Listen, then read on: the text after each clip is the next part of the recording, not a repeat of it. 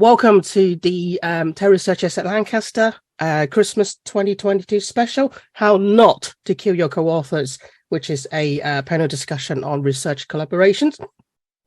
I'd like to emphasize the fact that no one has been killed during the process. We're all getting along perfectly well, with the occasional lawyers involved, but that is the extent of our hatred towards each other. No, we love each other perfectly well. So I'm going to do some introductions and then we'll get the discussion underway. Now you've seen this, you don't need to see it anymore.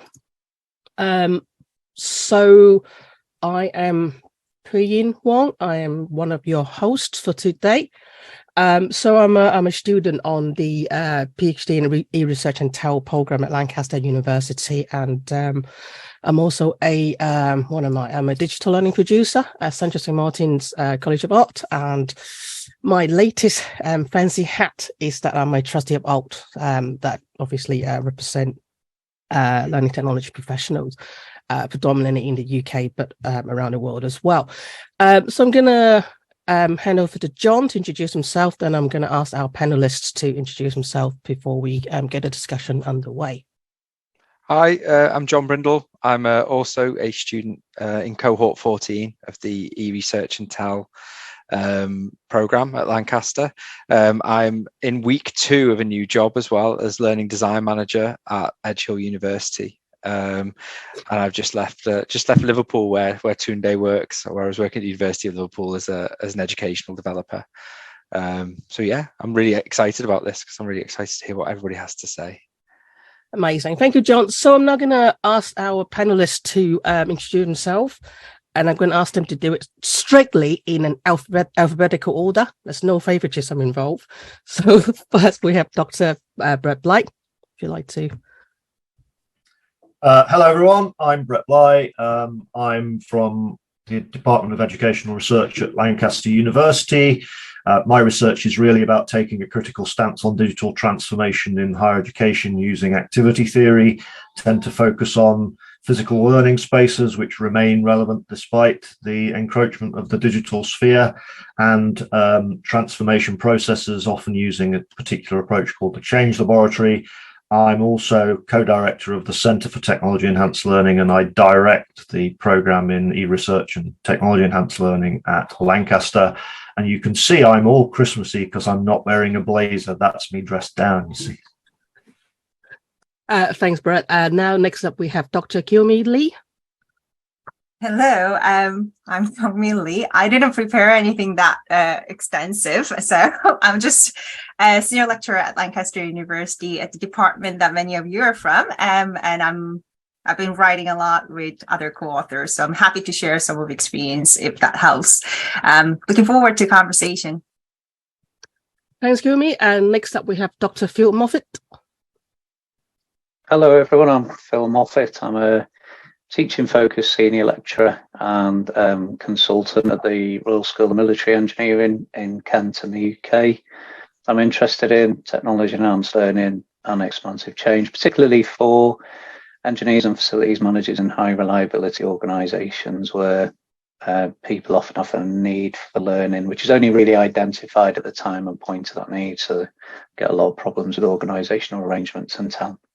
I'm one of the alumni members of the Centre for Technology Enhanced Learning, completed a PhD in 2019, supervised by Brett Bly, who I went on to co-author with on a few projects using, of course, activity theoretical approaches and a change lab methodology. Nice to meet you all.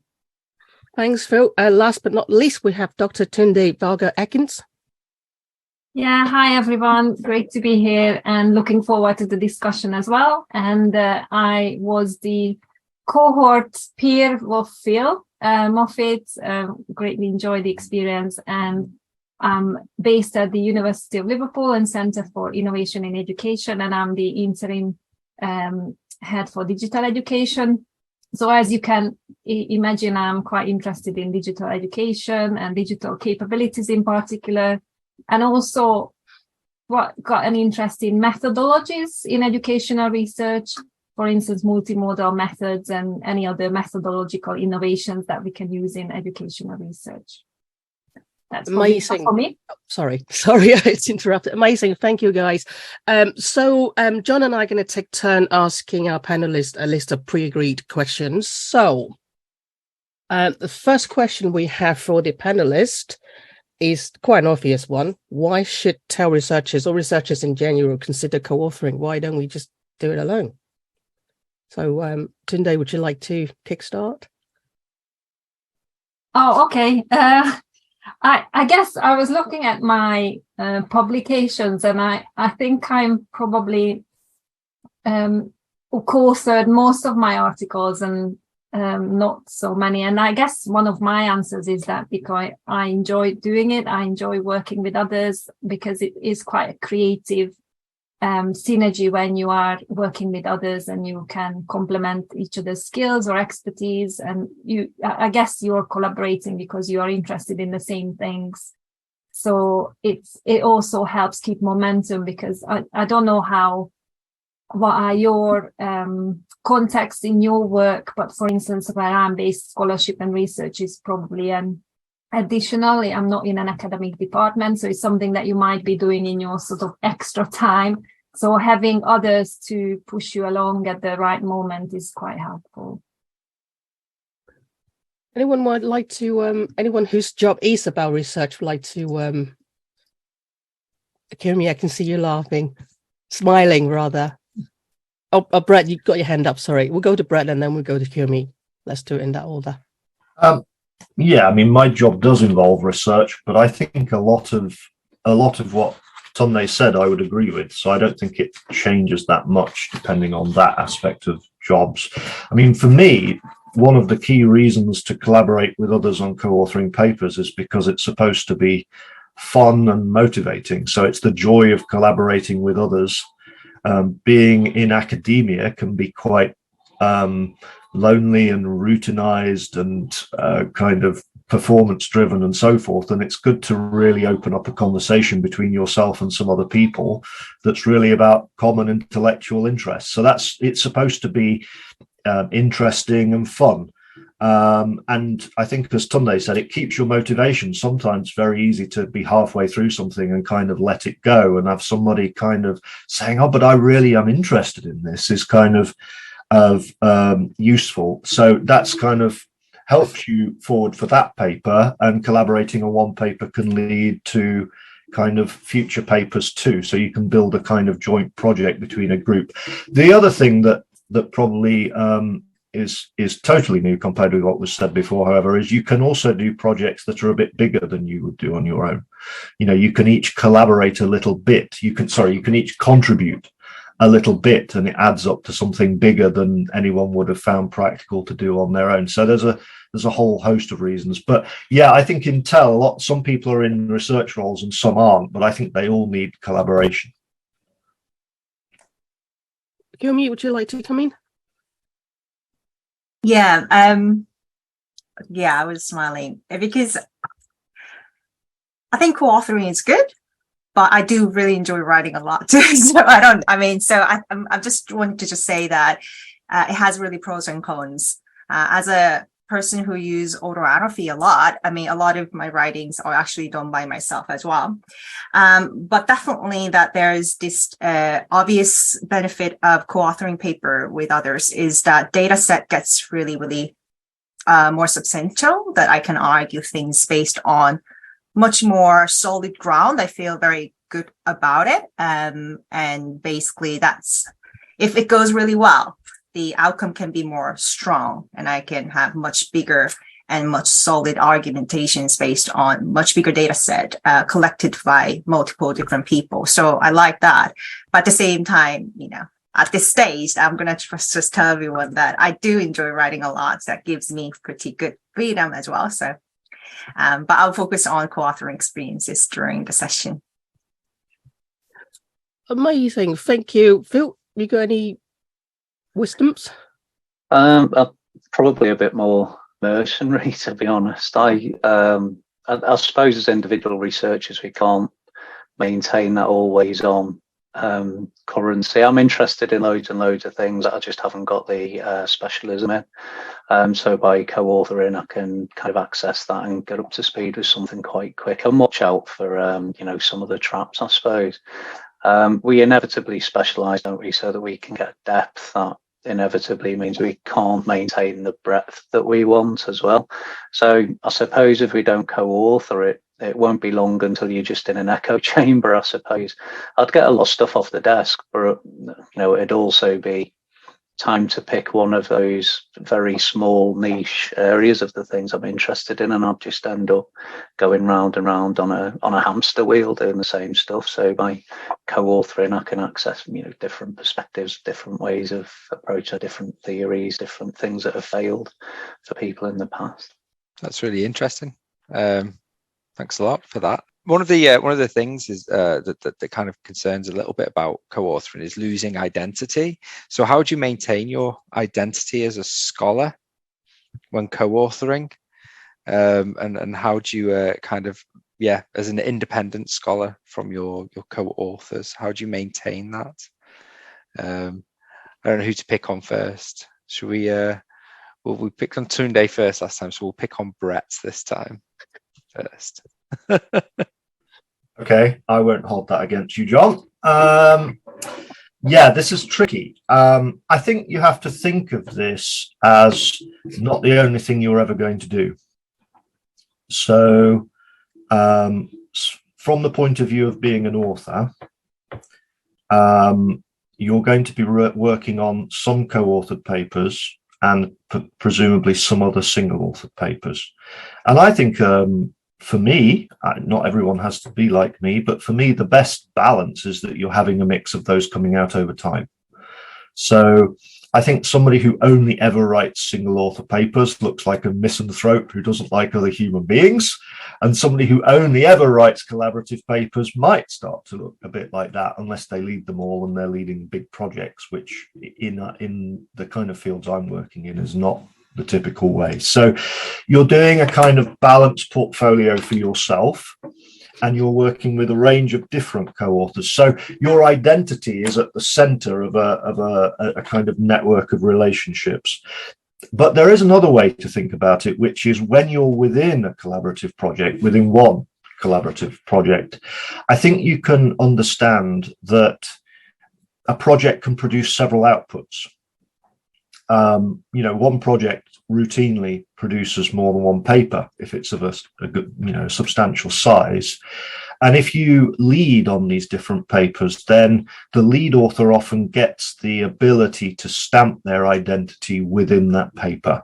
So you might find that a project produces several very different papers led by different people. So if you combine those two things, you've probably have maintained your identity, because somebody can see, oh, well, you write a couple of papers on your own that are single author, and when you lead those papers, I can see the kind of thing you're interested in, but I can also see your collaborative on other things. So that would be how I'd approach it. Who else from the panel would like to anyone else got a different view on that, or a different approach? Kyung-mi, if you can see. Yeah, I don't have different view. I totally agree. But I just kind of remember that kind of point. I think when you're kind of OLLI scholars or PhD students, actually that's the moment that where you're really nervous of this identity. So I was like that throughout entire PhD. I just by default I publish everything with my supervisor, and then at certain point after graduation, I think after a couple of years time, that I start to get really worried about my individual identity. I can't really put her name on every single papers that I was writing. So I started to kind of try to write alone, to just put my names in the field as an independent scholar. And then more recently, I think this year or last year, I have changed again. So I don't really worry about my identity anymore, because I've been done a little bit of work. And now it's more like I feel more comfortable with writing most of my papers with other people, although I really like to write alone. So I think that's the idea of keeping the scholarly identity as independent scholar. I think that has a little bit of currency in terms of your growing, like your kind of trajectory as a scholar.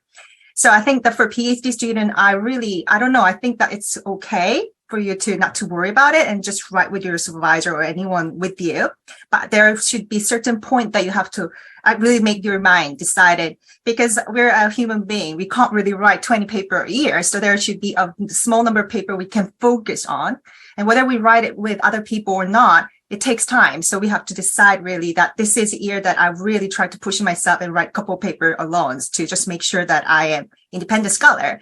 And after a few years of having those papers, actually it's okay again that you just write whatever, comes to you, because people know you and then you don't have to worry about like who you are as independent scholar. So there's more like, so this answer to that kind of question, I think it really has to consider based on trajectory of our academic growth as a researcher. So there's a couple of interesting things come up in the chat actually as well. So Sharon just shared that someone was turned down for a job because all of her publications were with a PhD supervisor. And that was 2 years kind of post PhD. But also the interesting one from Michael, how strategic should we be about balancing individual versus collaborative papers? I don't know whether anybody wants to come in on that, because that's actually quite an interesting question, I think. I think if you're if it's jeopardizing your identity as an independent scholar, you're gonna have to review it. It doesn't have to be a dichotomy, right? The reason I co-author is because it strengthens my identity as an independent scholar, if that makes sense, because I can contribute. So I think you've got to be self-aware about what you can and can't offer, what your own strengths and weaknesses are before you ask others to collaborate with you. If the reason you're collaborating is because you don't feel you can do it on your own, maybe you need a different relationship. You might not need a co-authoring relationship. You might need a mentoring-mentee relationship and just ask somebody more senior to help you. I'm sure that happens a lot, right? It happens in all worlds. I think you've also got to just check with your co-author whether perception is reality, if your perception of your own strengths and weaknesses matching theirs. Otherwise you'll just end up leaning on somebody too much, and that's not going to be good for your identity as an independent scholar either. So you could further occlude what's weak about your own work and actually need strengthening, couldn't you? That's the paradox of it. Yeah, just taking forward, Phil, what you're saying. So I guess the independence can be viewed in different sense, as Brett said as well. Independent, as in, does it mean single authored independence, or does it mean independence in the more general sense of you as a scholar? Because what you said, Phil, as well, that I think everyone, you might co-author with a particular group of people on a particular topic. And then as you develop as a scholar, you might turn to another group and do some more work. But then exactly those kind of interactions will shape your identity, because someone else who is co-authoring with you on the same paper, but they will move on to other things. So they will then have a different range of collaborations, and that's what will shape them as a scholar. So no two person will be identical. And it might just come back to that, in terms of your institutional context or a context of your professional, what is important, or what will be sort of, are you measured on, as some of the people in the chat saying, on single authored shape? If that's important, then that will be how you will have to shape but if not, then I guess it's shaping your collaborations in the way that sort of suits your best. Just trying to be about the chat. Brett, have you got something to add to that as well? Yeah, it's complex. I think Kyung-mi hinted at the fact that there's a slight difference in how you approach this as you go through different stages of your career. So as you write more and more papers, I mean, somebody in the chat was talking about being strategic. I think as you write more and more papers, the pressure to be strategic might recede a bit, because you have enough. So you've proved you can do both, and you can just do what's fun. But if you've literally only got 3 papers to your name or something, and that's all you're going to be going with, then you might want to be strategic in making clear that you don't always rely on the exact same co-author, that you're not always the last or middle author or something like that. You probably do need to be strategic. So being strategic might involve the things I said before, co-authoring and single authoring. But as someone's quite rightly raised in the chat, co-authoring with different people, can be an advantage to show that you're not always relying on the same person. The example given was a PhD supervisor, but it doesn't have to be. So you'd be co-authoring with different people. And I'd like to pick up on a point that Tunde made, which was about institutional context.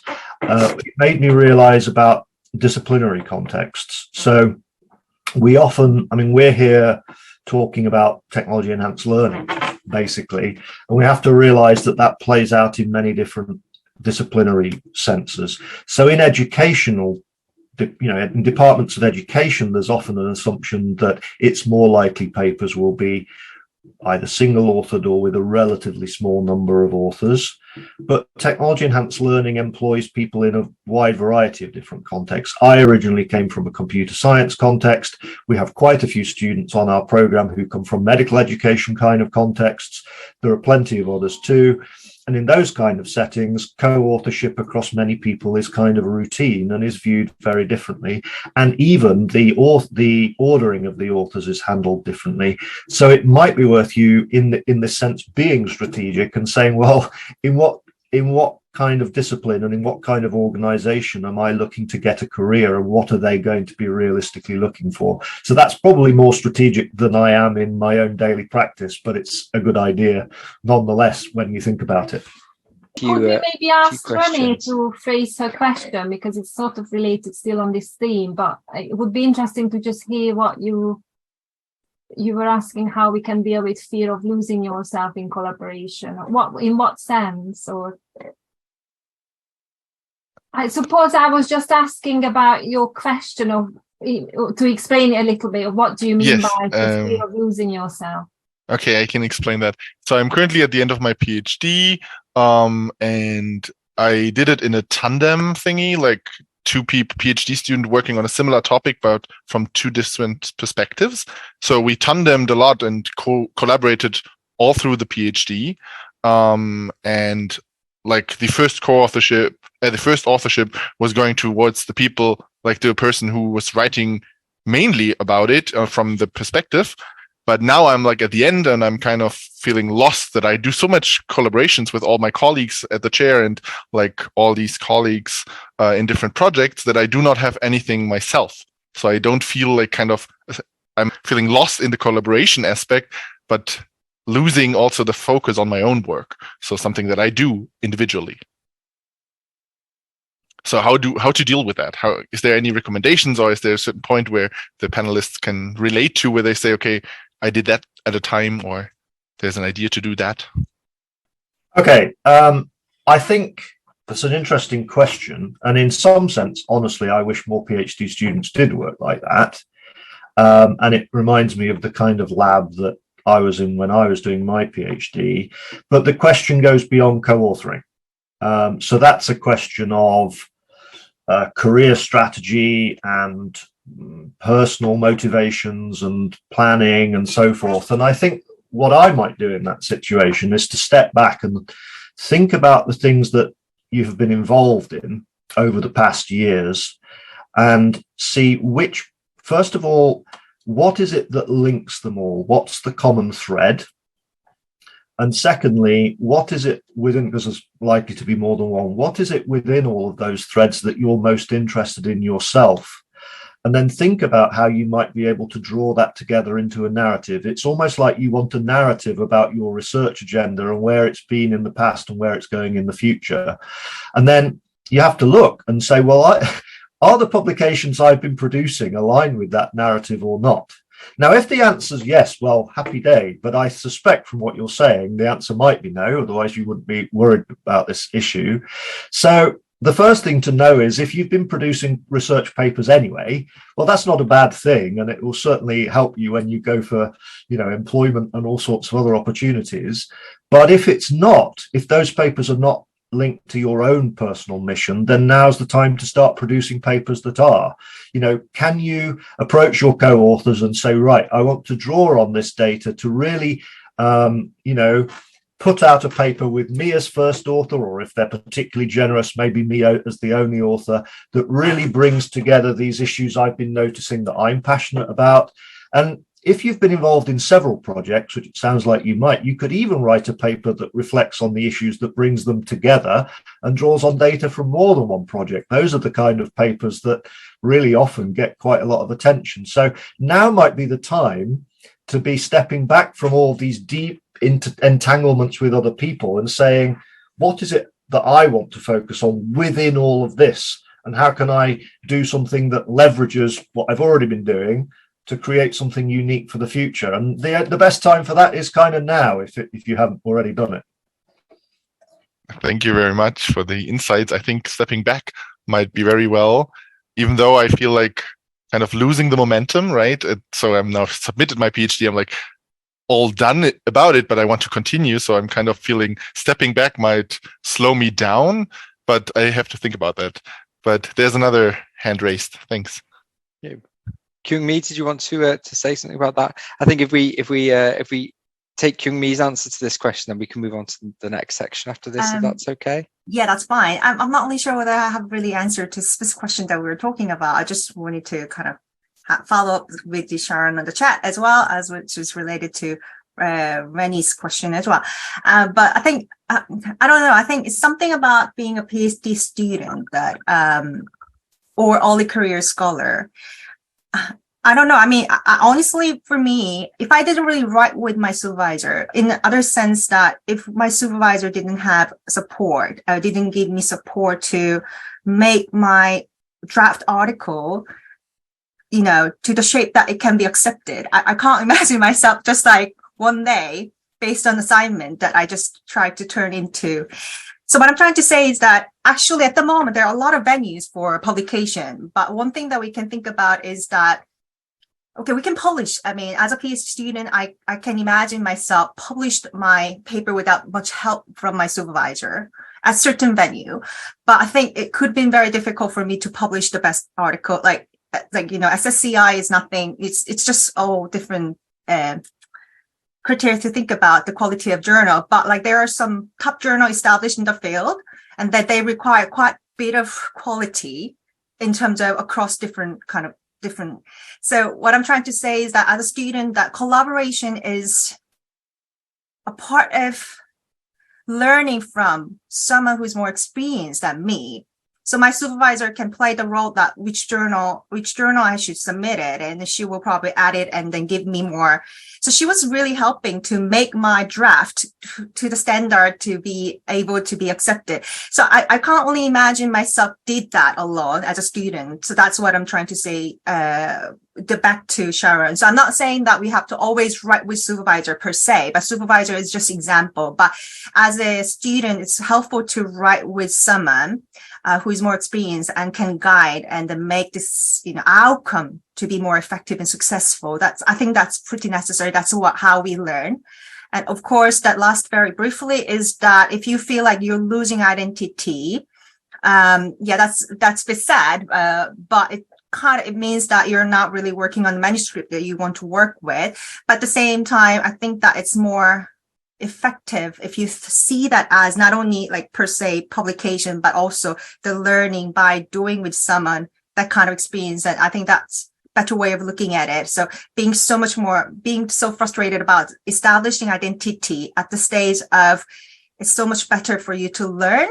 I think that's, so I don't know. Okay, I'll probably stop here because I don't know how to stop. But anyway, so that's what I just wanted to tell both of you, Sharon and Rennie. Amazing, thank you. So we'll move on to the next questions. Like I said, and any follow-up questions can be asked later on. I think we've all touched on this now, but I'm going to ask anyway. How do you find the right with air quotation mark, right collaborators for early career researcher like myself and many people in this room? You know, I think we'd like to kind of piggyback on someone who's more experienced, but that doesn't necessarily mean that they're right for us. And likewise for the more experienced researchers, such as the panelists. You know, how do you find the right collaborators that could make the experience beneficial for everyone? I'm gonna pick on Phil. Thanks. I'd probably frame it as find it. You've got to decide whether you want to find the right collaboration for who we are or the right collaboration for who we want to become, I suppose. And either way, know thyself, really. Not in terms of that, you know, the classical Delphic command of accepting the character is fate. I don't mean that by know thyself, but just kind of knowing yourself in terms of making sure you're brutally honest about what you can offer and what you can't offer somebody else before you look for that somebody else to work with. I think we need to look outwards, of course we do, but we also need to look inwards, and just be fair to other people about what we'll contribute, but also what we're just not going to do. I'm sure we've all experienced this euphoria of, you know, everybody saying, yeah, that this is going to be brilliant, we're going to change the world, and then before long you find there's kind of one or two or maybe three of you left who are kind of doing everything, really. And that might be because we don't have the competence or confidence, or just because we haven't got the will or can't be bothered. So I do think we need to be aware of what we can't do ourselves, what we can do ourselves, and what we just won't do ourselves, and just be ready to have that kind of conversation with the collaborator. Because again, going back to perception to reality, what you think your collaborator might add might not be what's in their head about this collaboration. They might want something different. I think you just need to be clear about what you're gonna expect and ask of them, you know. Sorry, a bit rambling. No, it's perfect. Brilliant. Anyone? I can see Tunde's got a smile. Yeah, shall I come in on that? So just looking at the collaborations I have had, so either I'm guessing they emerge from, or for me at least, so I was probably working on some project or meeting with people based on a community of practice or special interest group, when we might have been doing some activity, and why not research this from this and this angle. So either they've grown out from some existing links and then we decided to pursue it as a research project, or sometimes what can be really exciting, and I would highly recommend this actually, when I've had a number of collaborations like this now. One is an ongoing one. So for instance, when we published something out of a research project on some methodological, we were looking at drawings and diagrams, and so that was a good one because we were the receiving end of that.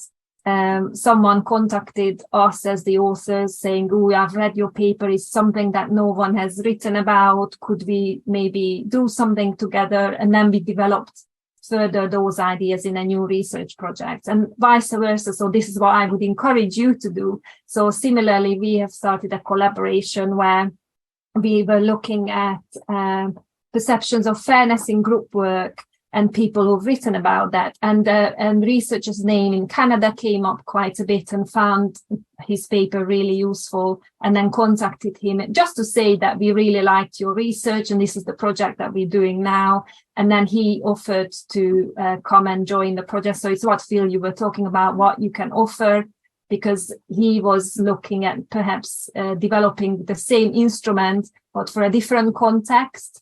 For us in higher education, whether his work was in school. So I think that can be really exciting if you find someone's work that really resonates with you. Is I would urge you to contact them, because actually it is really nice, because a lot of times, you know, you're reading journal articles thinking it's just someone out there, but actually it's a real person doing and asking the same questions as you, and making that connection can lead to collaborations, which is, I think, is really, really enjoyable. So yeah, that's my take on that, really. And I suppose, you know, be ready to be rejected, because obviously people have lives, and, you know, sometimes it's just not the right time. It's not about you. It's just the other person is a real person, isn't it? They've got their own issues and things they're dealing with. Anyone want to, Brett, kill me? Have you got any? Oh. Go on. You did on first. Okay, I was ahead in the race. Yeah, it's kind of, I'm trying not to repeat the things that Tunde said, which I think I agree with. I think you've got to make it right for you. So it's not just about focusing on the other person, but it's also about focusing on you. So there are a number of things about personal temperament and, you know, whether you actually click and work together. I think you can make educated guesses about that, but it's difficult to totally predict in advance. But I think partly it's about having a strong shared interest, and that partly involves being very clear about what your interests are. And I think I'm one of those people now who is always seeming to be running at full tilt. You know, I can't take on endless numbers of more collaborations. I don't have the hours in the day. It's almost like I've got enough now. And I've noticed that some of them survive and some of them don't. And to be brutally honest, I've noticed the common thread, which ones survive and which ones don't. Well, it often is because I like the person, but the other side of it is I've got one thing at the heart of it, which really gets me up in the morning and I'm interested in, which in my case is activity theory. And if I'm collaborating with people on things that involve activity theory, they tend to go to the end. And other things, I go into it with goodwill. I'm not like some zealot. Oh, who am I kidding? Yeah, I'm a total zealot. But no, I go into it with goodwill. But if it's not activity theory and then I get really, really, really busy, it seems it's more likely to get dropped. So you've kind of got to be really honest. What is it that's going to keep you going on this project when inevitably over some period of time you get busy and distracted and so forth? What is it that's going to make you get up and make sure this collaboration survives? And it has to be your interest, and you have to share that with the other person and be clear about it with the other person from the beginning, I think. Kumi, did you have something you wanted to say? Because you were like, yeah, I think it's all, I agree with everyone's kind of comments here, but I think for me, based on my experiences, unless I really have a go, it's really difficult to know who is right and wrong. The paper doesn't really show me anything, and then the personality doesn't match, and the work style and writing style and the time frame, which we're going to deal with, it doesn't really work with many of people that I've tried to co-author. So I think kind of my suggestion for that is that it's always worth trying and approaching it. Nothing wrong with it, but like don't try to put everything at the first go.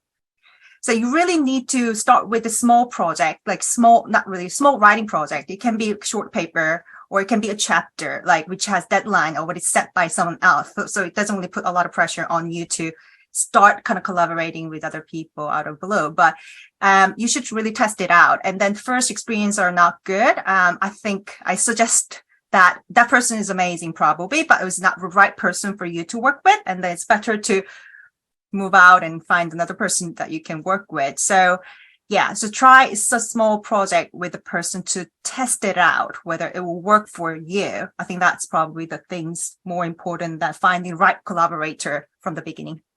Yeah, so I was actually found that really fascinating talking about that, because it's a really interesting topic. But so have any of you is there a model for collaborative writing? How has it worked for you if you're working collaboratively?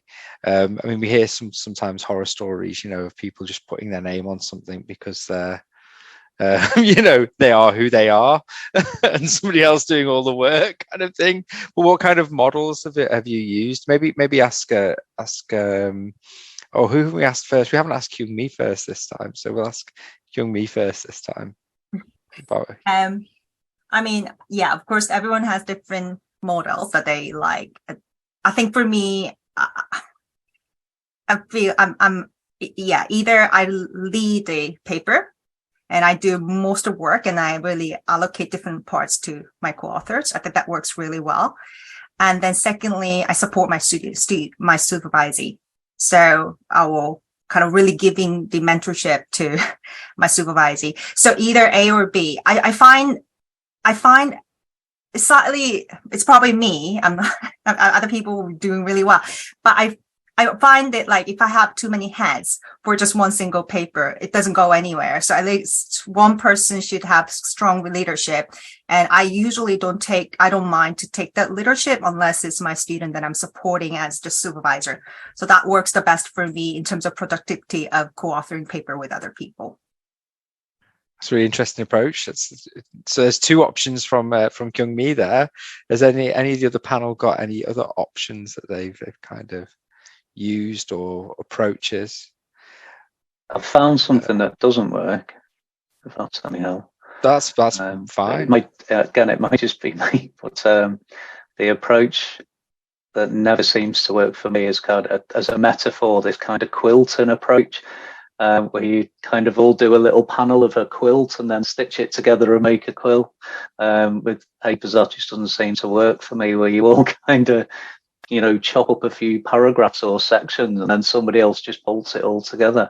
All right, you can start like that, but somebody's then going to have to go through, and you all, at some point you do all have to sign off on the whole paper, not just a few paragraphs that you happen to have written, if that makes sense. There's some great wiki models out there that I've collaborated with Breton and a few others. I don't think they're dualistic, are they? You can't say, one type's bad and one type's good, but that sort of quilting analogy, I've never really found it to work, to be honest.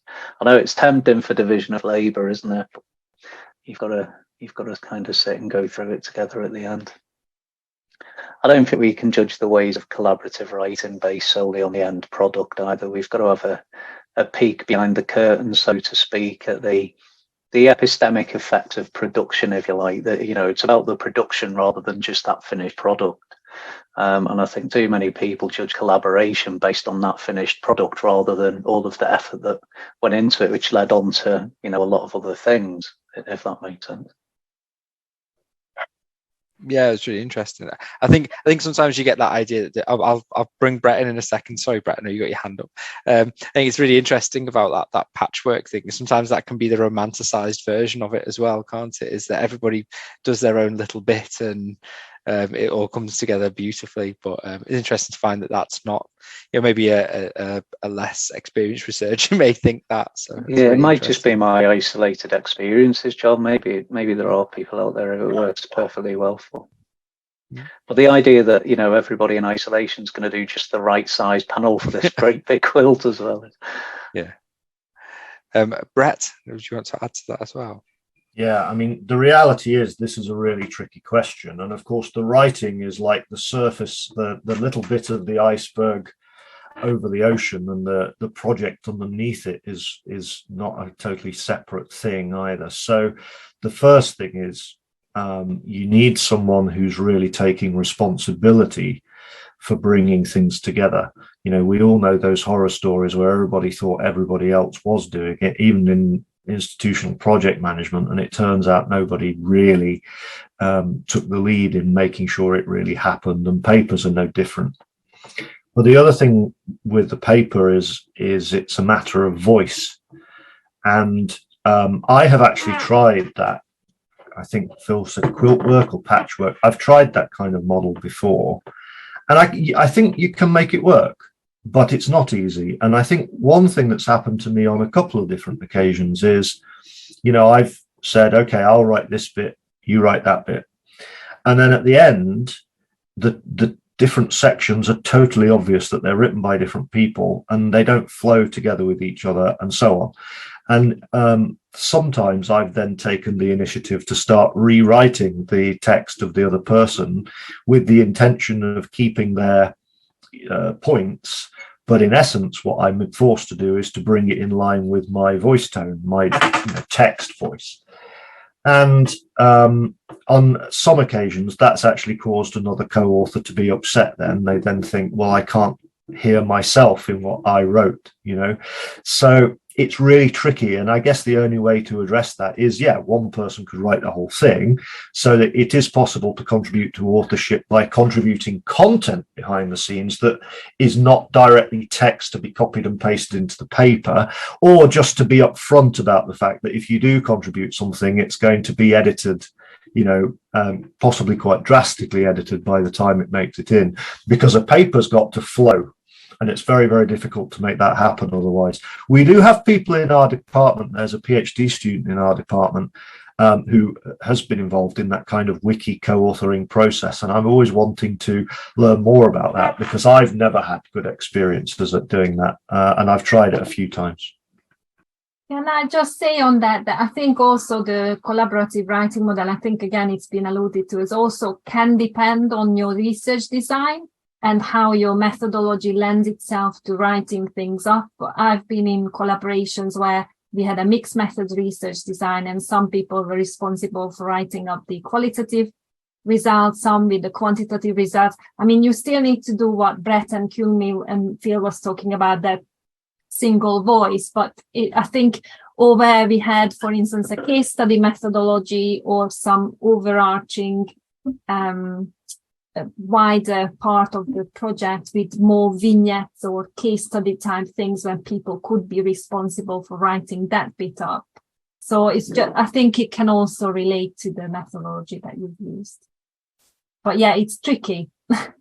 And it almost like lends itself to, this is where I think where those niggly things about collaboration can surface, and how you treat them as a group is very important. So Brett, when you were talking about that person being upset about their voice, I think it's very important in these collaborations that you sort of talk that out, or you make it transparent, because there will be people who will be upset about those things, but there will be, like, I wouldn't probably mind, or you know what I mean. So that it depends on who your collaborators are, and what they like, what they dislike. And to make a collaboration successful, you really need to be open and transparent about your process and keep checking. Do you mind if or I don't mind if you do, or I don't mind. So it's with any teamwork, I guess. Yeah, it's really good. And Geraldine's put in there, just to support in that, yes, communication at all stages is key. And I'm sure that you'd probably all agree with that as a statement. The next question, I think, is on everybody's mind every time you co-author something. How do you decide who's the first, second, and third and fourth in authors? Is it the most senior person, the most famous person, or who's done the most amount of work? Or is there a formula? So who'd like to kick off first? And I just want to, before we do, I just want to read out Geraldine's comment about sometimes people want to be first, sometimes people want to be last. Is that sort of, why? Anyone wants to be first? I don't mind, because I want to make connection to the two models that I've been working with. So I spent a lot of time to simplify, because I didn't know what I was doing. And I find collaboration not efficient at all throughout all the career kind of experiences. So I have two models now that obviously the paper that I'm leading, the most of the time I'm leading. So you can see a lot of my co-authors paper, I'm the first author because I'm leading, and then most majority of the writing I do. I like to delegate the literature review part to, or methodology part, to other people, because those are parts actually can be written independently, and then it's kind of easy for me to have a small edit. But so that means that I'm first author, and then I tend to decide. It sounds terrible, but I had to decide who is going to be second, third author based on my perspective of their contribution. So for me, and I communicate that with my co-authors. So I have never had any problem with my co-authors complaining about it. With my supervisees, that's my second model that I spend a lot of time to write. Of course, they should be first author all the time, because for their career and the data coming from them, and then that's their idea, I'm supporting them. So there's no, and then sometimes when my PhD student have other co-authors that he or she brought into the scene, and then I leave all the decision with fourth author, which is usually my doctoral students, to decide what kind of authorship they want me to have. So and then it has been working pretty well so far. I haven't really had much of conflicts based on those two simple models, but that's just me. But I know that I'm aware of other people working in different ways and they have more conflicts coming up. Brett, you were going to say, yeah. Yeah. This is also tricky. Let's talk first about a couple of tensions. The first tension is, I think it should be something that's actually discussed, that I'm not in favor of strict rules. And it's sad to me to see there are some journals that do impose rules. It seems more common in other disciplines, and like other things, through process of osmosis, it kind of comes to the TEL field and education journals and so forth too. I prefer it to be something that's discussed as early as possible. And I think that discussion can be helped by the fact that if you're having it as early as possible, you can decide on maybe more than one paper as well. So if it looks like more than one person wants to take the first authorship, then they could both write different papers, you know. So there are ways of doing it if you do it early on. But on the other hand, I guess the objection to that is, well, people will feel that those discussions are maybe not always free, that there are expectations, and I suppose you want me to say power dynamics or something like that go on. And I certainly felt some of that when I was a very early career researcher, where I even, in the very first paper that was any good I ever published, I put my own PhD supervisor as first author and put myself as second, because I felt that was what was expected. I never even asked the PhD supervisor, and when the paper was published, he was like furious and said, "You should have put yourself first, it's your work." You know, he wasn't trying to exploit me, but I just felt like I didn't know what was expected. I mean, it's a long time ago now, but you know, there's a lot of these unwritten expectations, so I kind of get it. I think in the end, it should be dependent on who contributed the most work to the project, but equally, there's a difference between the underlying project and the paper. That's why some sort of discussion is relevant. And I want to always, I know I've raised this before and it will be like a broken record, but I think you need to bear in mind the disciplinary perspective that you're working in as well. So, for example, in some disciplines, being last author is a very good thing. Some people really want to be last author because it denotes the project leader rather than the person who wrote the paper and things like that. So what does this connote for the audience that you're trying to reach is the basic question. And I should say, in relation to the question in the chat, I'm one of those people who always seems to get into a group and be doing quite a bit of things, and then at the last minute say, "Oh, it's okay, put me down as the last author," or something like that. You know, I think we are a fairly modest bunch. That's not a bad thing, right? But so long as somebody's stepping up and doing the work.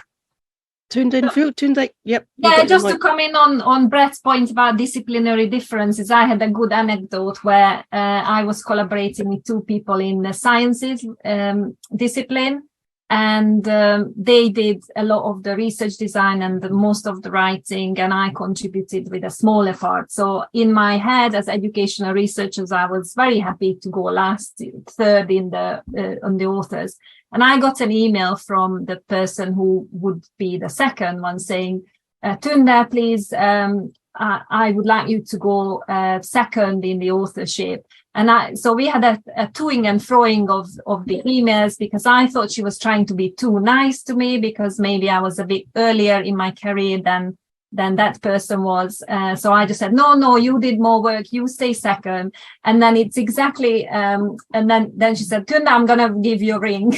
So then she rang me and explained that it's what Brett, you said, in sciences, the last person is a prestigious principal investigator. So it's actually good for them to go last. So we had this beautiful best of both worlds where that person going last was in their best interest, me going second look better for me. So it was an ideal collaboration in that sense. But I learned a lot about disciplinary differences and authorship. But also I know of disciplines where it's what you all said, that when the principal investigator goes first, no matter how much, and that seems somewhat unfair. So I'm happy with our educational research order of contribution.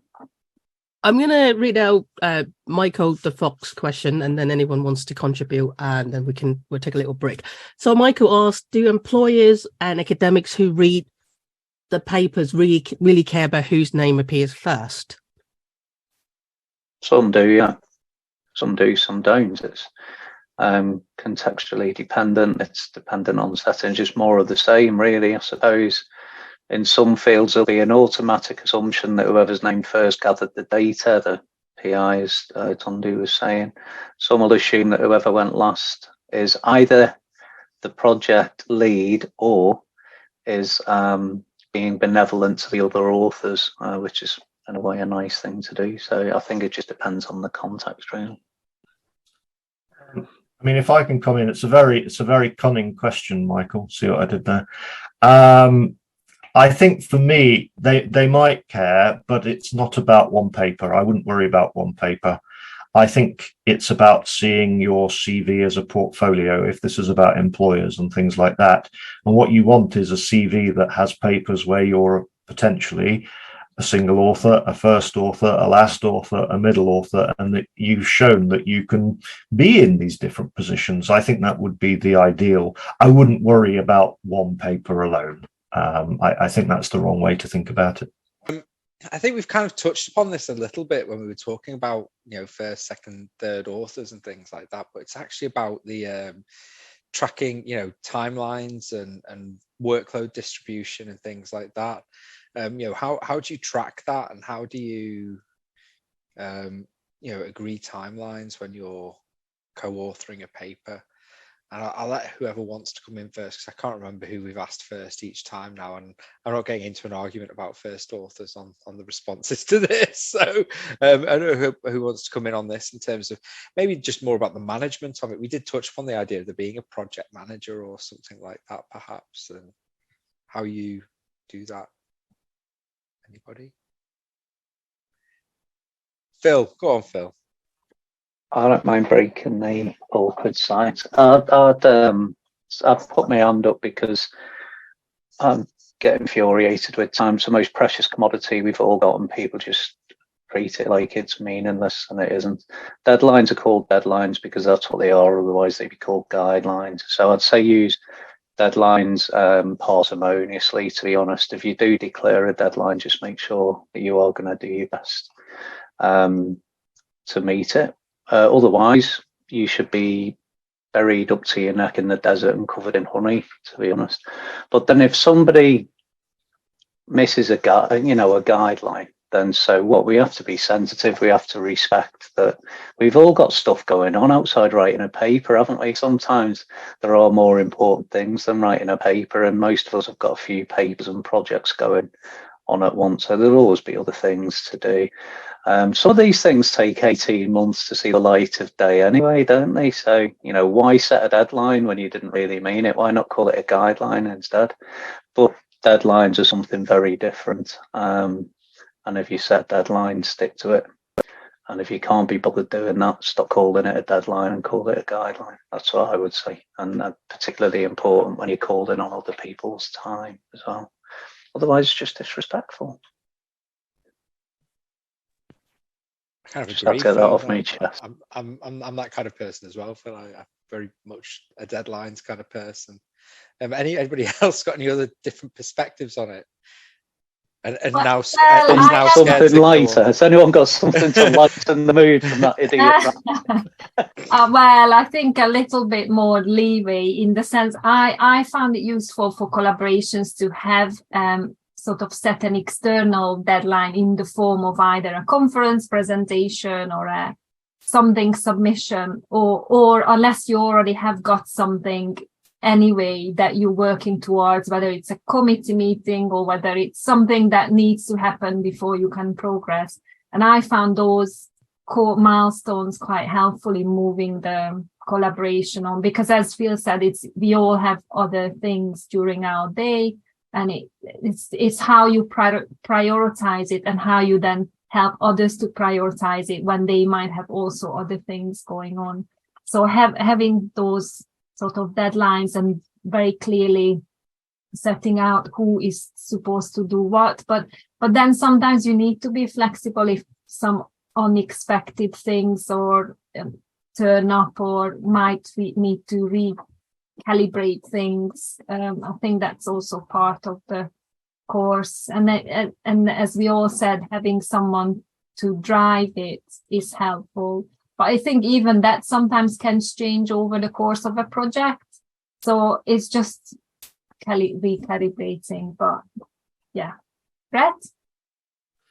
Yeah, I was shocked, I tell you, by Phil's answer, because we've healthily written papers together before, 2 of which are published, and I am terrible with deadlines.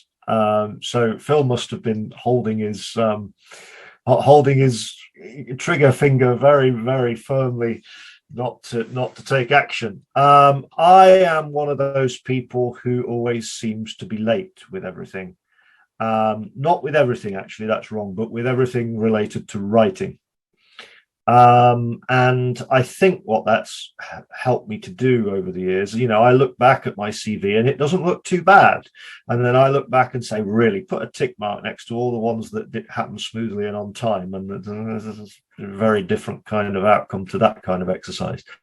But I think what it's made me do is to try and take a more realistic view of how this is going to go from the beginning. So what I'm trying not to do anymore, which I did if you go back years, is I'm trying not to promise things that are just unrealistic or not to really think about it. So if I'm really not going to be able to do something by that time, then I'm going to tell the people almost when it's suggested and say, look, that's not going to happen. We need to do it a different kind of way, or maybe you can do it. Or, even if I did agree to something and I realize, then I'm trying to say this as far in advance as possible. This is partly about the earlier question about finding a good collaborator and having that involved having a similar temperament, where people are going to be hating me if I don't meet every deadline on time. And I wonder whether we're going to be doing many collaborations together in the end, Apart from Phil, of course, where we're continuing to work together very well, despite our very different views on these things. Young Me, do you have anything else to add on that, or is there? Which side of the fence are you on? Are you like Phil or are you like Brett? I'm very with Phil. And I don't know, I feel like sense of isolation. And I don't know, academic life for me is just so boring. Seriously, that it's almost like. So for me, I really enjoy this small sense of achievement. So for me, one outcome, like one paper publication is the thing. I need that some time to make myself feel like connected to the field. And also, otherwise I'm going to be in my office in Lancaster feeling that I don't know what's going on. I'm very busy every day. So I tend to push myself quite a lot to set a lot of pretty looking, challenging looking deadlines for myself. So I'm not necessarily pushing other people. That's why probably I write a lot alone, but I tend to set up the deadline, which sounds crazy to myself, to make myself feel like keep it going. And I find it a bit difficult to kind of, so I admit that a lot of people find me more to my deadline difficult to keep up with. But I think so. Probably I'm not the right collaborator to Brett, but I don't know. I can't stop just setting up deadline and keep writing and have my outcomes to feel good about myself. So that's me. That's really interesting. It's interesting. There's different approaches as well to that kind of deadlines and things like that, and guidelines. Just remember the difference between deadlines and guidelines. Maybe we ask that about the program. Are they deadlines or guidelines? That's my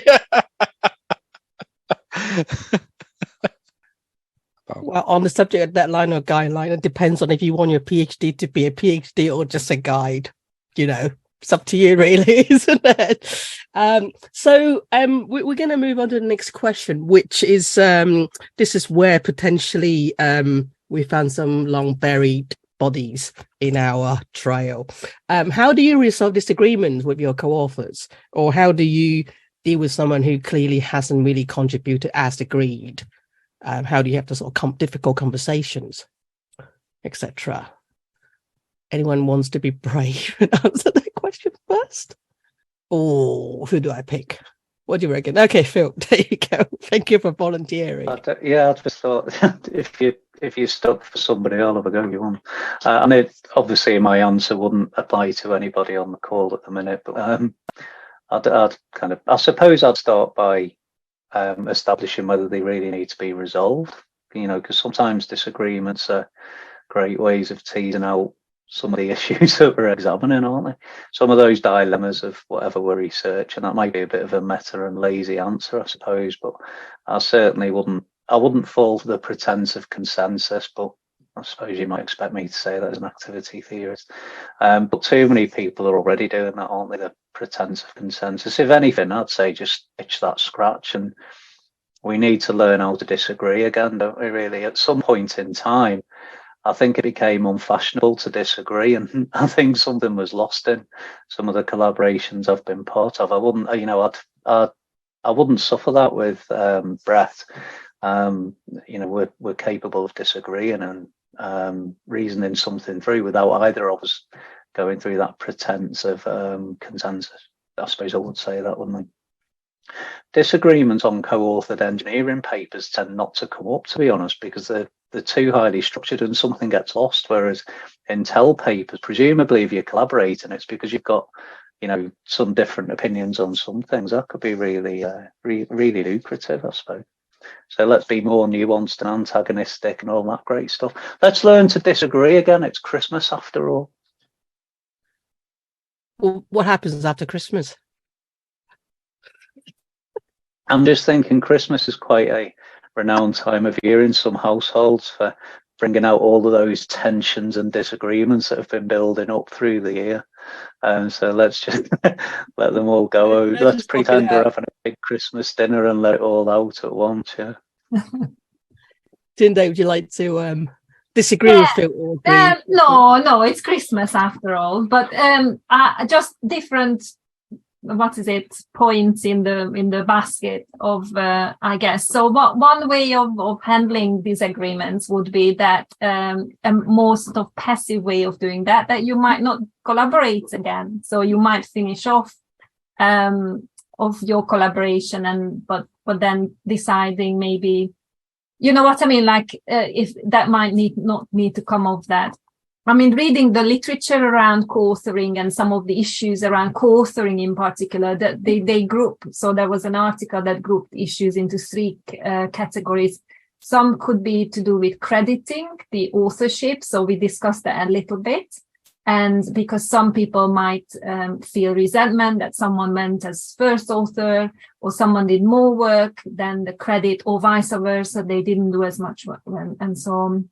And then some of the things that we alluded to now around co-authoring behavior or the relationships within the projects. But I'm guessing that would be similar to any teamwork, that you would try and resolve them as they happen and things like that. With crediting co-authorship, I think just I know it has happened, or some journals have quite rules around co-authorship. So you might think that, like, let's say, Brett, with the example you gave with your PhD, and that you ended up going second. Now, some journals might accept a change in authorship, but some might not after the fact of publication. So that might be an interesting one to bear in mind. But normally you do need to, or it is helpful in collaborations. In some journals, ask for it when you specify who did what in the article. And some journals actually ask for it and some might not. I don't think all educational journals usually do that. But yeah, so I think that crediting can be an issue if it's not agreed. But again, some of what we discussed earlier, if you're having those discussions out with the team, then hopefully there won't be issues later on with that.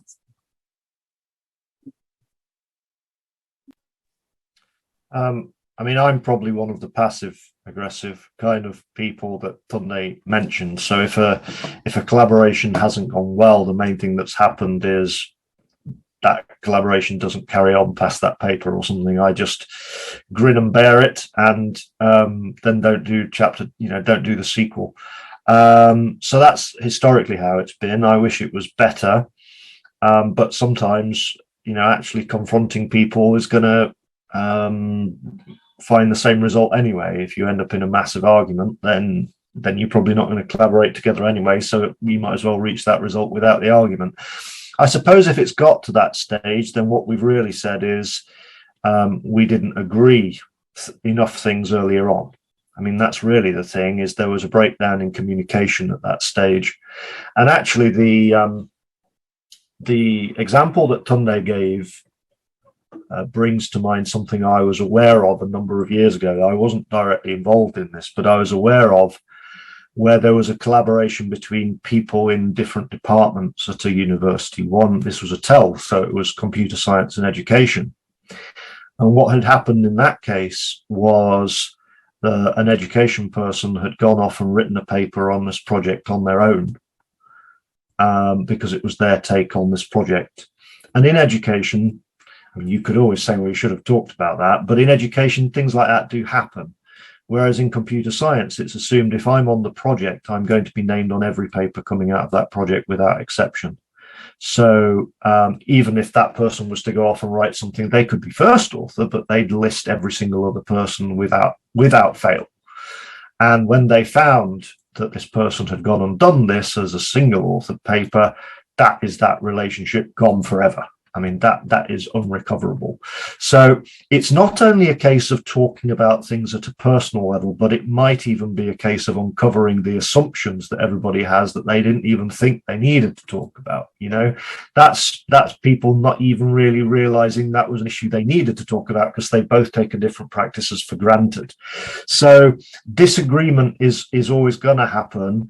But I think the best way is to minimize it. Not once you're tackling it in the moment. I genuinely do find that quite difficult, and I tend to be just agreeing to whatever anybody else says, and then just rubbing them off the metaphorical Christmas card list. You know, that's the way I've done it in the past.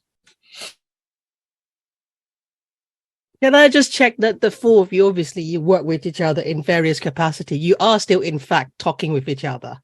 You're not talking to each other through your lawyers or anything like that, are you?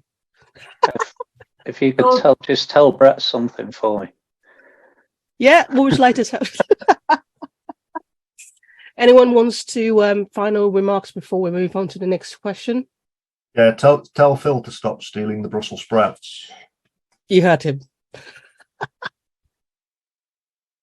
Right, well, I'm going to hand over to John. I've just had to pick up in the chat that Francie's little dog is getting a lot of love there. Everyone say hello to Cha Cha. Actually, the most valuable member of the TEL Researchers community. No. Oh, my cat's gone. Oh, it's Patch as well. Patch and Cha Cha. You have unleashed something. Patch just walked up in anger. How dare you? on moving with that segue, something that has nothing to do with pets. So about matrices and indices and co-authoring and things like ref and the context has a lot to do with the kind of co-authoring, I'd imagine. I know that I was talking to a colleague at another university, and they have a bit of a departmental policy that they all get on so that they try and help each other with getting refable papers and stuff like that. And so how does that kind of work with co-authoring? Because that's something that I'm not in a refable context at all. So, you know, I've never really come across that in terms of being a co-author. So just whether that context kind of means anything in terms of co-authoring and what it could mean. I think I'm unsure who of our panelists are contributing to ref, actually, if they are at all. No, not Tunde. No. I'll say something just because everybody else seems hesitant. I don't know whether ref is the right way to frame this issue, because actually the ref is a type of purely UK. I know a number of other countries copy the UK, but basically a UK system. And what you have to understand is it places particular incentives in front of people, and everyone will respond to the incentives in front of them, and they're very different in different places. So the way the ref works is it largely asks every given number of years, 5 or 6 years, for a small number of your best papers. So actually that gives people an incentive, in essence, to write small numbers of good papers. Okay, so in that sense, I don't think it's a huge issue. If somebody's really trying to help you write a stronger paper, that seems like genuine collaboration. I think the kind of thing which we've seen talked about in the chat somebody, it wasn't Kyungmi, but somebody was talking about the Korean system in the chat. I can't find that now. And Kyungmi was responding. James, if you have that system where, it's really almost like weighing papers, like it's the number of papers, and maybe there's a basic threshold they've got to cross for that to be weighable, then I think you're in a very different situation where, people are incentivized for every single paper to have 15 authors, of whom actually 3 of them did anything. So you have to watch the incentive system. But I don't know whether I want to start blaming individual academics for responding to the incentive system placed in front of them. That does sound perverse. What I've just described sounds very grim indeed. But the fault of that doesn't lie with the authors. The fault of that, in my view, lies with the policymakers who've put that system in place. And if you put a system in place, you should assume that people will try to respond to it. And if you're putting perverse incentives in place, then don't be surprised if people do things that don't seem very good. So in essence, I don't worry about this too much. I think we have to maintain basic ethical standards, and I do see journals increasingly trying to get some statement that people did something. But beyond that, let people deal with it in their own ways, in their own context, according to their own national and disciplinary standards. And I don't judge people, to be honest. That's really, it's a position that, what my position on a lot of these things is anyway. And so it's the kind of position that I agree with, is that, I think the metrics are, as important as the research. I think it kind of came out of this idea of whether there's an appetite for co-authoring because you need to meet your ref, and whether that changes the dynamic of the relationship sometimes, or whether things that kind of come a bit more, I think it was a note that Tunde put on something actually about coming out of, maybe if it coming less out of an organic place, the relationship that's developed. So like almost an enforced relationship, as opposed to something that is organic, and whether that could kind of impact the way that you work together. Tunde, you've unmuted yourself. So. Yeah, I think the way I have come across this, for instance, in a collaboration, is that when you come to start thinking about the journal output that you might be targeting, then if all your collaborators are free from ref, as in they don't have, that I need to produce a 5-star paper, then it just means that they are a little bit more free in terms of what output to choose from, because they can have other considerations, like we maybe want to favor an open access journal rather than something else. Whereas when we were collaborating with, or we're just about, I just recently had to make this decision with some people who are in that refable context within the collaboration. They were really keen to choose a high impact factor journal for the output, but that the rest of the team didn't have that sort of pressure is what I mean. So that was, for instance, one way where it can play out in a collaboration, not necessarily with how or with whom you collaborate. It's just where you might pitch your end result. Yeah, I agree with also. I think at the end of the day, all this, whether we're going to collaborate or where we're going to write a paper, a single author or collaborator, I think it should all come down to the fact that really, what do you want to write about? I mean, what I want to write about, what I want to really tell the field. I mean, I don't know. I mean, it's just me, but like when I have chat or drink, just thinking about the field and read the exciting paper or read the problem paper, I just have this gut feeling that I have to write something about it, and I want to throw my idea into. And then obviously that's where my starting point is usually, and I'll set the deadline, and then I'll go for the decision that I need someone's help, because sometimes I have to really do some statistics. The one that I'm doing right now, I'm writing a paper about emotions thanks to some of you who participated in that study, but I can't analyze those, longitudinal data of emotion, which is quantitative. So I have my collaborator who does a lot of the emotional.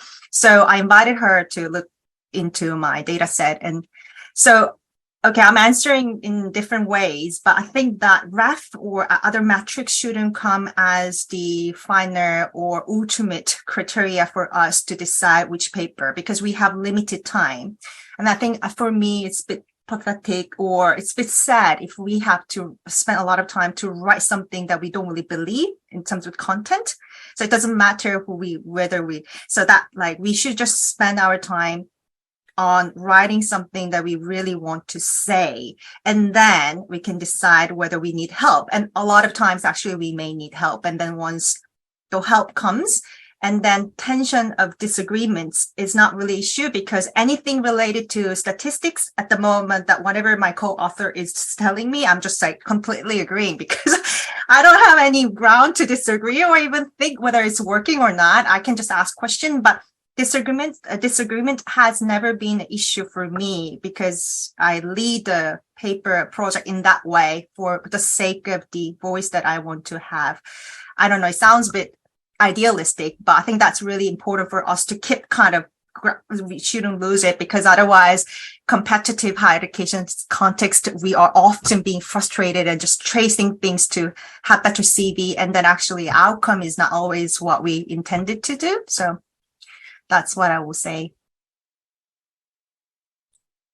That's really interesting, because it's interesting for some of us who are not on academic contracts, for example, who might want to be writing and publishing papers. The motivation is different. It's almost in a way knowledge for knowledge's sake, which is a lovely position to be in, I think, and it's a privileged position to be in, where there isn't pressure publication, and it's following your actual where it comes up. That's really interesting. No, thanks a lot for that. I think is there one more question now? There's one more question indeed. We're gonna bring the last question more kind of closer to human kind of connection and relationships. Now this question is strictly outside of the kind of supervisor kind of relationship, because that's the kind of mentoring, I suppose is a given. But when you collaborate with other people, do you consider yourself as a mentor, a mentee? Like, do you consider each other as colleagues? I mean, I suppose the question is, how generous should you be when it comes to, because there's always going to be someone who's more experienced, someone who's just starting out. There's always going to be, different knowledge gaps, I suppose. So anyone wants to hear me again? You've been knocked in your head. For me, that's really the heart of it. I mean, as I pointed out a lot, that working with my supervisor, but yeah, I understand that it doesn't have to be supervisor, but I think that experience really gives me, it made me who I am as an academic writer. So I don't think that any single person in the world can be a just good academic writer. No one is born as a good writer. So I think everyone should be involved in mentoring process. And then for me, being a mentor and working with someone and learning from someone has been tremendously important experience that really gave me the opportunity to be here. And now that's why I really do care about mentoring my students. Like, I think for me, having the supervisor, I think whole point of it is like really kind of developing that as academic mentor. So for me, that's really key thing here. And at different stage of our life, we should involve in this mentoring relationship differently. And I don't know. I mean, I don't know what the question was, but I think that, really, I think that should be a part of this entire process. So I hope that everyone can have the opportunity to be mentored by someone who does care about their ideas and who does care about their future as well. So, and another thing about, authorship order also, that I got to the point that now I almost feel like I have to put the more younger early career scholars as the first or second author, because that's helpful for them.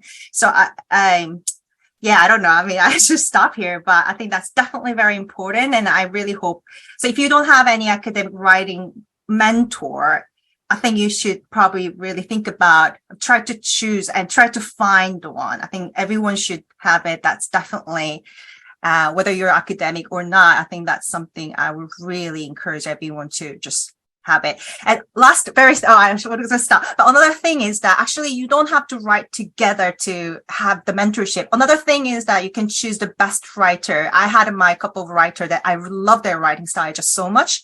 I've been always reading their writing. So at a certain point, my writing reads almost like how they do.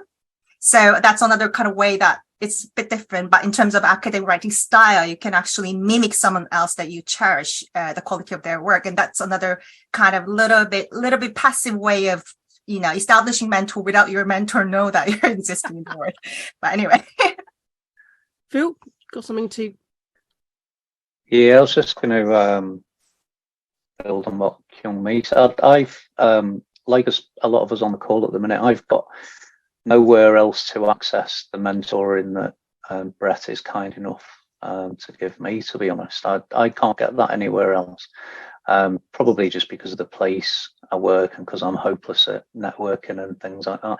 So I'm gaining all the way. I do cascade that obviously onto other people, but he'll never meet those people, if that makes sense. So, I'm a net beneficiary of his mentoring, and I'll pass some of the stuff he's given me on. That kind of warm sense of assurance when we're co-authoring, I suppose, but also things like tricks of writing, the stuff that Brett doesn't know, he knows, and that I don't know, but he kind of gives me a lot of tacit knowledge. Some of it's more tangible, how to select a journal, what certain language code means in feedback, his and reviewers, of course, things like that. I think I'll be saying thank you to Brett forever, I would have thought, because I'm in such a niche part of the world that I can't access that anywhere else. So, it is great. Not being sycophantic, I'm just stating fact.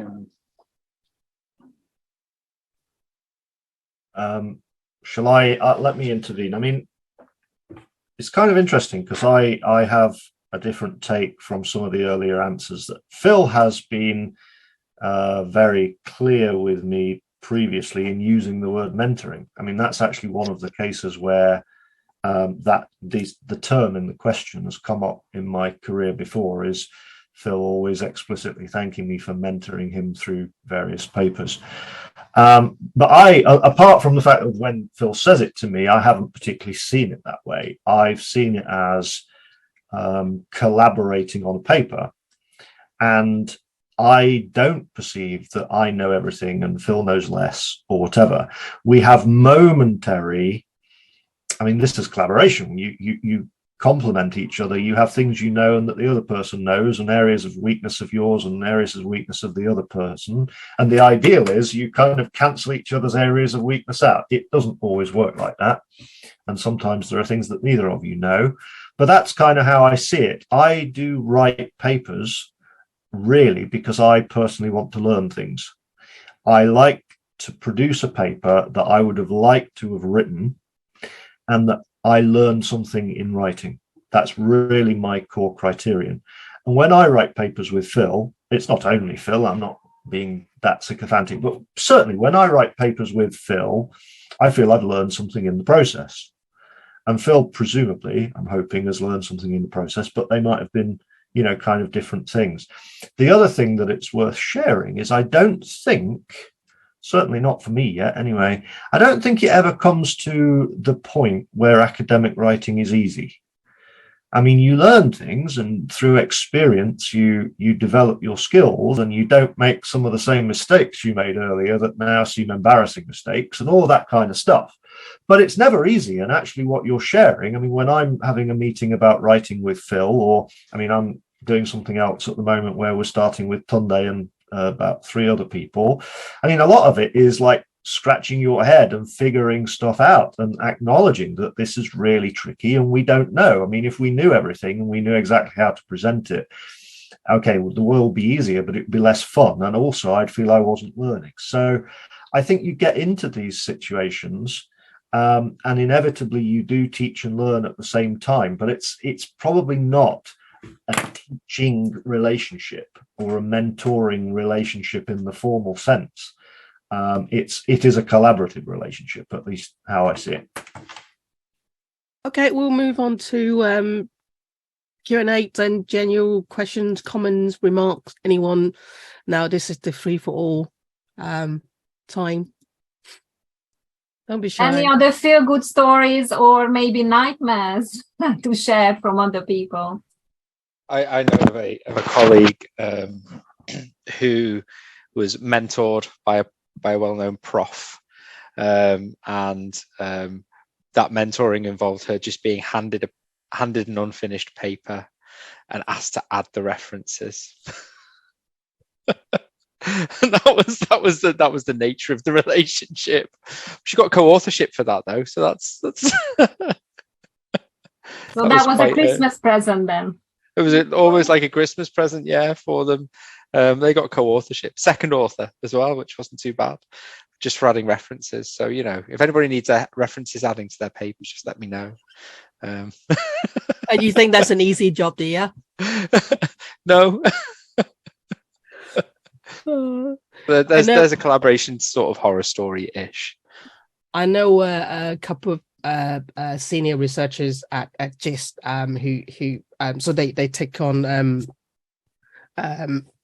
interns every year, and they took on an intern last year, the year before, and they got her to do literature review. So they gave her all the tools and everything, and the two researchers that developed a code book already, so everything is there. She just needed to read the paper and do the coding and with the guidance, and in the end they gave her first authorship because that was going to be her first ever publication, and the idea was to kickstart her career. And I thought it was really nice because, you know, they didn't have to, because sometimes, not in GIST maybe, but in some places interns are not really treated with the kind of respect that they deserve. So I thought it really nice, and she was really happy because she got to go home and show her mom, you know, I published something, you know, a year into my working life. It was really nice.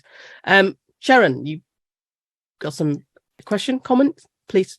I did a project recently about gender and publishing. So I asked various women, not only our early career women, but women at all stages of their career, about publishing. And one of the things that came up a few times was that a few people told me that they'd had a kind of bad experience at the early part of their career, where a supervisor had kind of insisted on their name being put on a paper which they didn't actually contribute anything to. I mean, maybe they read the draft or even in some cases not that. So I just wanted to say, really, for anyone who's out there who's in the early career stage, that that's not really normal. I mean, in STEM subjects where you work together on a project in a lab, usually the PI's name would be on the paper, but otherwise in like the education field, I would say that that's not normal. And if somebody tells you that their name should go on the paper and they didn't do anything for the paper, then their name should not be on it. Second or last author, not at all. So that's all. Can I just ask one question? So obviously when you work on collaboration, 4 or 5 people, and when it comes to citation, it's just the first or the second authors that are named, but everyone's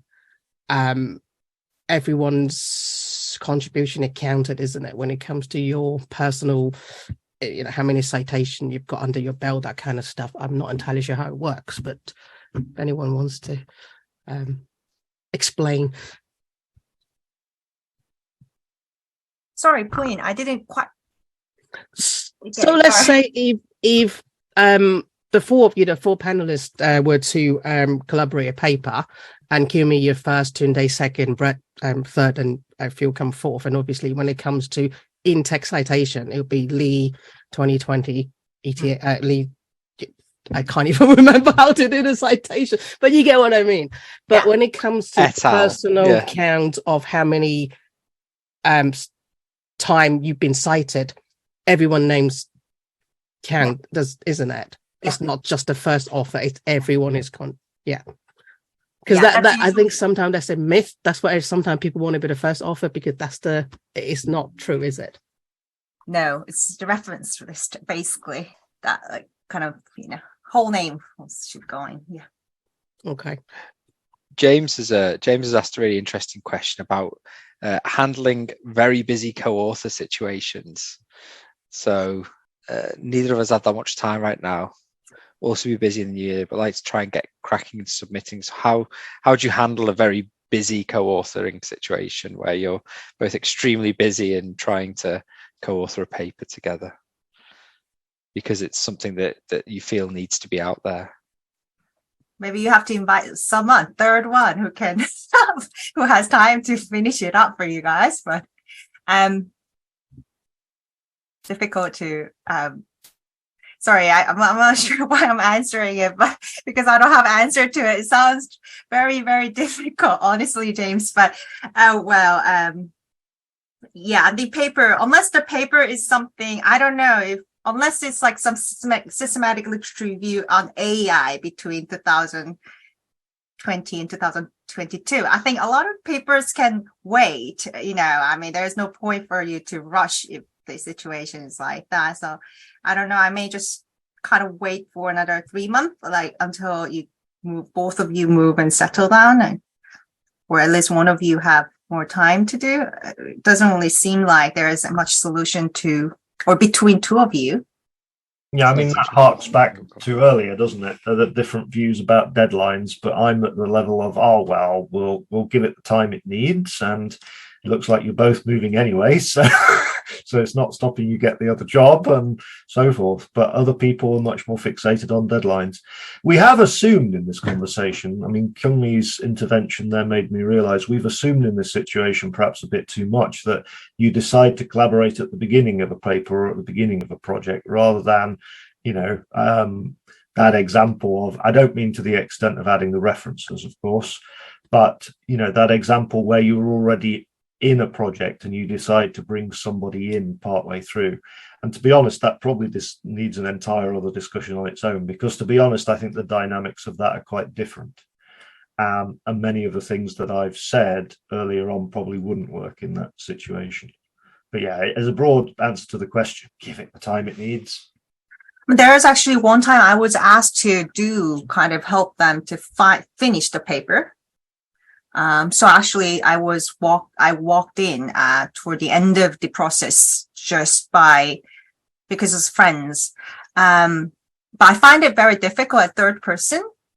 So it's under review right now. But I think the thing is that, it's very difficult for the new person, although I said that, but new person to get in and then read the paper, and a lot of things are differently written. I wouldn't have done that from the beginning. So I found actually that I had to spend so much more time than just writing entire this paper. So it kind of didn't work for me. So I learned the lesson that I would only walk into the end of the process for another time. But yeah, so I agree with Brett in that sense. So yeah, forget about what I said, James.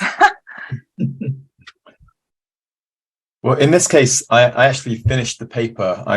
I did it with colleagues in my program, but they actually, it turned out, didn't really have the ability to write anything. So I ended up doing it by myself in a collaboration, which I was not expecting to do. And I'm busy with work in assessment and feedback, and this is technology enhanced learning kind of area.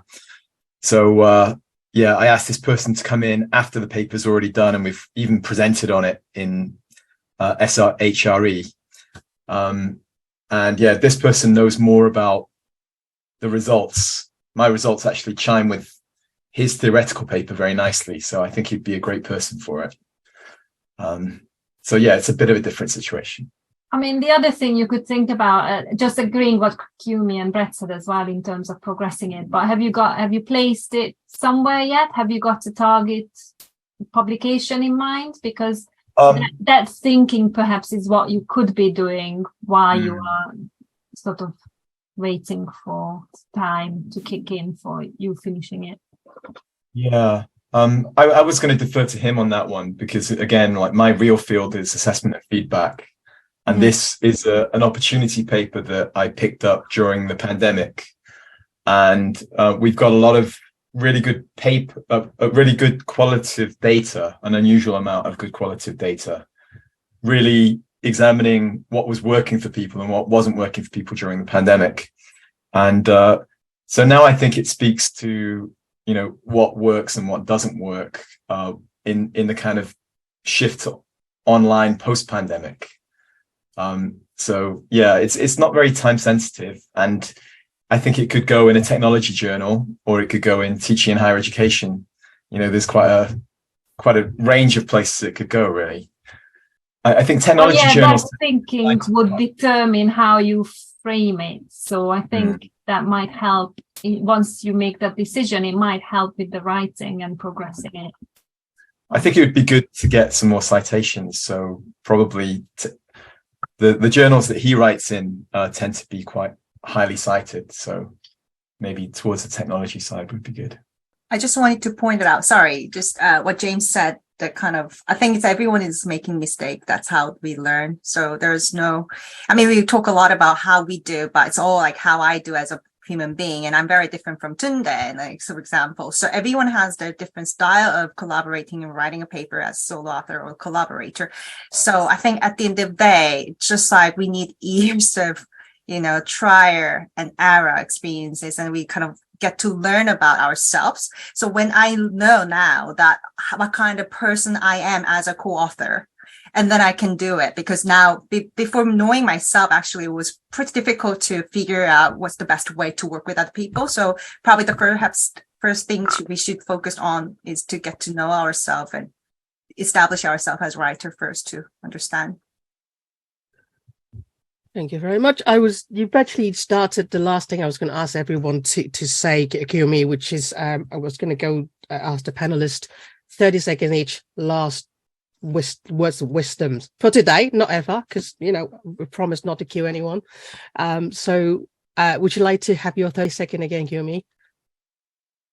No, that was sample, so I really can. That was your 30 second. Brilliant. I'm going to move on to Tunde simply because you're next to Kiyomi on my screen. Yeah, I mean, I would just say go for it. So it's what Kiyomi said. What I started with. I am really enjoying the process because you're learning something new, and that new is always different in the different circumstances. So yeah, trying is the best way. Thank you very much. And Brett is next on my screen. Yeah, I mean, I think sometimes you learn by talking. And I remembered earlier when I said, look, the reason I like to write papers is because I myself want to learn something. And I think that works for single author and collaborative papers, but in the collaboration, I'm wanting to learn something. And that's ultimately the reason for doing it. So I think everything ties to that: motivation, perseverance, what you should be doing and how to focus it. You need to bring your collaboration down and think about how this is aligned with your personal values, really. And if you do that, I'm hoping many other things will fall into place. Thank you, Brett. And last but not least, in fact, it's my favorite person today because he's marking my paper. Phil, your 30 seconds of wisdom. Okay. Did you want to talk about deadlines? Is that why you brought No, I prefer guideline. Oh, okay. I'd just say that, yeah, the best time to plant a tree was 10 years ago. The second best time is now, isn't it? So just stop procrastinating and get on with it, I suppose. And if you're going to set deadlines, stick to them. Otherwise, don't set them in the first place. Call them guidelines. Thank you very much. So that draws the discussion to an end. I hope it's been useful for everyone. Have a good Christmas, and we'll be back in 2023 with some amazing guests lined up. Thanks, everyone. Bye-bye. Thank you. Bye, everyone.